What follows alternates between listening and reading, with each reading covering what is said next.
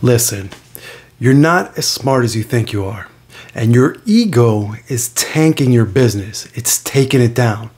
So if you think you're always right, here's why you're wrong. Hey there, my name is Isai Rodriguez, and I'm your friend. And this is where we build your leadership skills in your home, business, profits, one actionable tip at a time. So hit the subscribe button, ring the notification bell, and let's get started. All right, so yeah, that was a pretty rough entrance, huh? So today we're going to dive into the tricky world of ideas and egos in business, right? Whether you're, in direct selling, network marketing, or just running a home business, right? This episode is for you. So let me ask you this. How often do you get your feelings hurt when someone says that your idea isn't the best? Come on, man. Be honest. I want you to be honest. It happens all the time, right? It happens to me. I'm sure, at some point, if it doesn't happen to you often, it has happened to you in the past. But here's what I found. If you want your business to thrive, you've got to let go of that ego trip, right? I love the way how John Melton says it. He says, your ego is not your amigo. Think about that. That's spot on, John. That is spot on right there. Listen, so imagine you're you're in a meeting and you're pitching a big idea, right? You're passionate, you're convinced that it's gold, that your idea is like the stuff, right? But then someone shoots it down. Boom, just like that. Shot down, it's up in flames. And what happens to your mood, right? It crashes. Suddenly, like, the meeting's all about you and your hurt feelings. Does that sound familiar? Well, here's the golden nugget from the greats, directly from my mentors to you.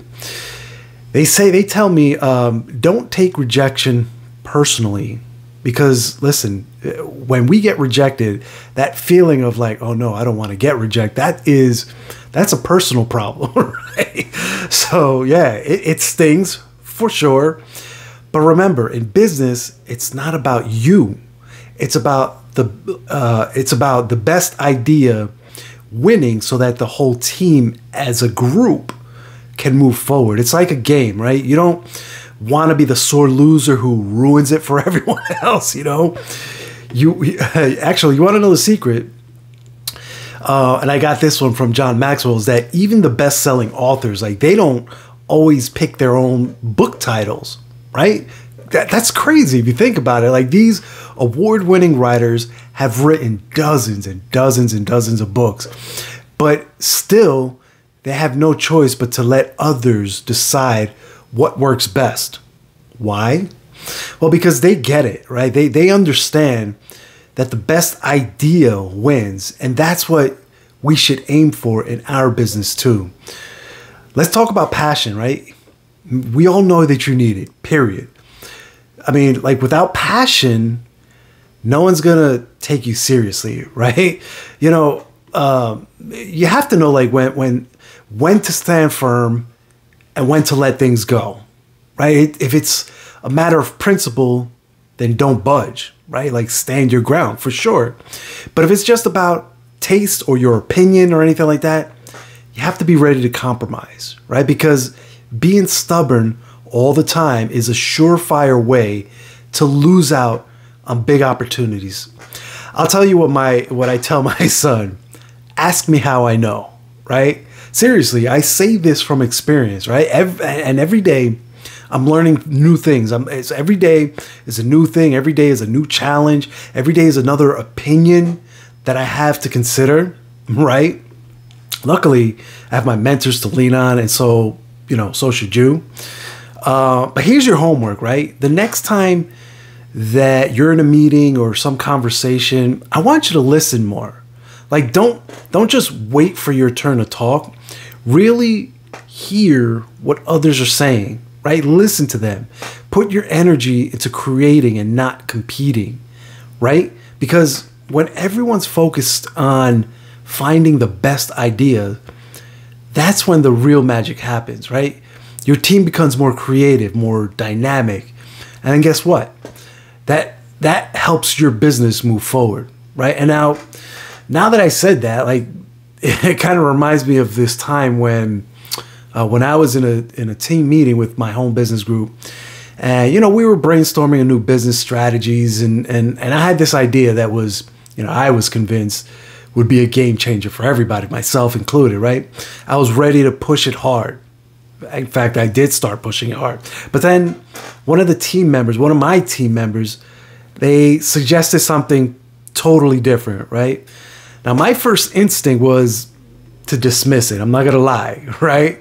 I'm not perfect. I'm human, right? So my first instinct, like that first initial feeling and thought that came to my mind was, I'm just going to dismiss it, right? But I mean, I was sure that my idea was the winner.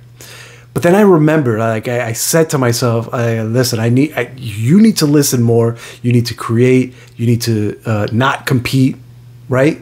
I said that to myself. So I took a deep breath and really listened to my teammate. I heard her out. I was like, all right, tell me more about this, right? She explained her idea. And as she talked, I started to see the potential, and I was like, wait a minute, like, not just a little potential, but a lot. Like, I was actually surprised how good of an idea that it was ultimately. Plus, the team also got excited, right? Like, they all started building on top of her suggestion. And then soon, like we had a plan that was even better than I had originally imagined. Right now, had I just stuck to my guns and ignored their input or her input, right, we would have missed out on a fantastic opportunity. Instead, what ended up happening was that we ended up with a great strategy and game plan that ultimately boosted our team sales and brought in a lot of new clients like clockwork, right? All because I took that moment to listen to that idea and to let her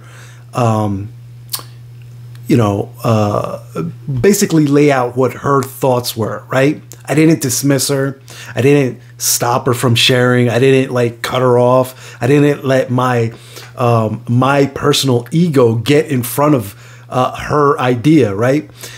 And so that's the power right there of letting go, right? Of letting go of your ego and focusing on creativity. It's not about who's right.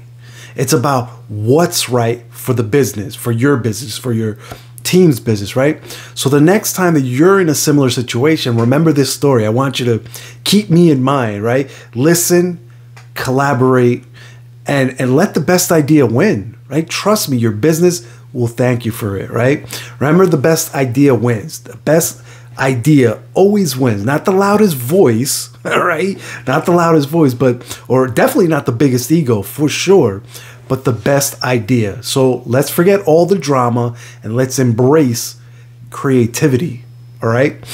So there you have it, my friends. That's my tip for today. Let's spread the word and make our businesses better together, all right? If you found this episode helpful, if you found it inspiring, hit the subscribe button, ring the notification bell. And if you have any questions, any topics that you'd like to talk about, anything you'd like to cover, feel free to drop them down in the comments below. Also, don't forget to follow the link in the description for access to my free masterclass training, where I show you firsthand how to put all of these tips into action today. I'm going to let you in behind the scenes of how I do this and how you could potentially do this as well.